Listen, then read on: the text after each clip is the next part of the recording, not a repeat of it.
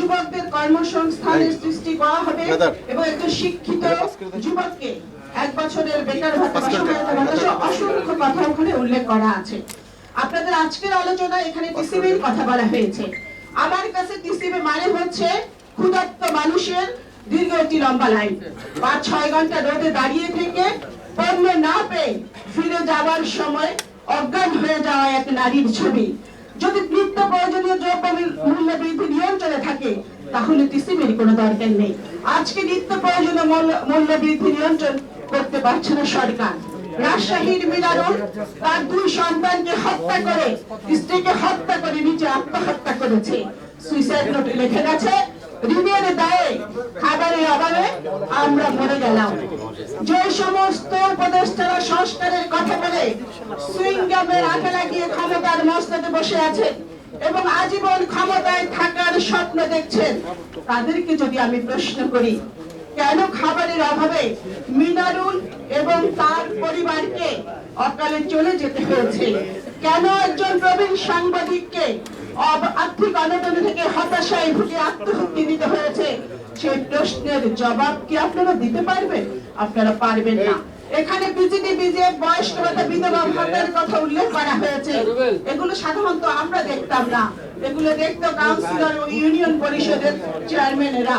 যেহেতু দীর্ঘদিন ওখানে কোনো ভোট ছাড়া প্রতিনিধি নির্বাচিত হয়েছে, কোনো জবাবদিহিতা ছিল না, এগুলো শুধু কাগজে কলমে ছিল, প্রকৃত মানুষের কাছে পৌঁছতে পারেনি।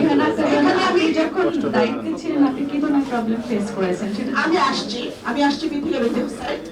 আমি দেখেছি জন্ম নিবন্ধন সার্টিফিকেটের কথা আমি এখানে উল্লেখ করতে চাই।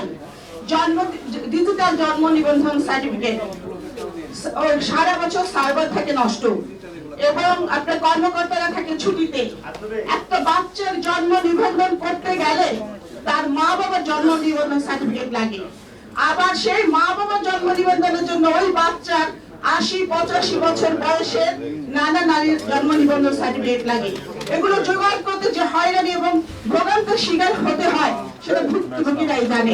আপনারা জানেন, যেহেতু নির্বাচিত প্রতিনিধি ছিল না আমার জেলা ফেনীতে, আমি দেখেছি নির্বাচন আসলে গণসংযোগের নামে চেয়ারম্যান কাউন্সিলররা তামাশা করতো।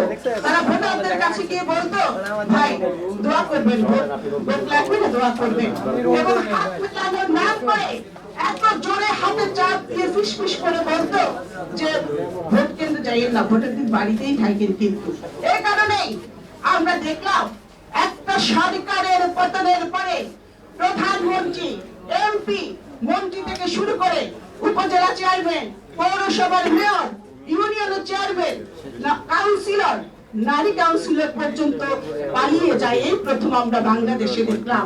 আমাদের ববি হাজার ভাই বলেছেন ব্যাংকের কথা, আমি সেদিকে যেতে চাই না, শুধু একটি কথাই বলতে চাই যে মানুষের কষ্টে সঞ্চিত টাকা মানুষ ব্যাংকে রেখে এখন তুলতে পারছে না।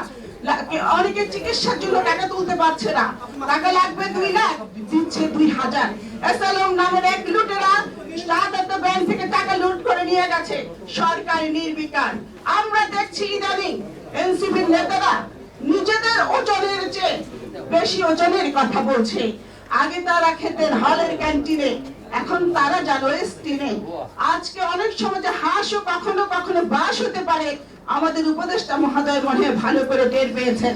কথা ছিল ক্যাম্পাসে ফিরে যাওয়ার, ক্লাসে ফিরে যাওয়ার, তারা ক্লাসে ফিরে না গিয়ে ডিসি অফিস, এসপি অফিস, সচিবালয় কেন ঘুরঘুর করছে।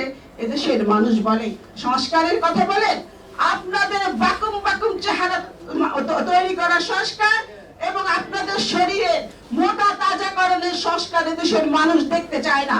দীর্ঘদিন এদেশের মানুষ ভোট দিতে পারেনি, এখন ভোট দেওয়ার সুযোগ এসেছে। অনেকেই সংস্কার, কেউ পিয়ার বলে হাসিনার মতো নির্বাচনটা না করার ষড়যন্ত্র করছে।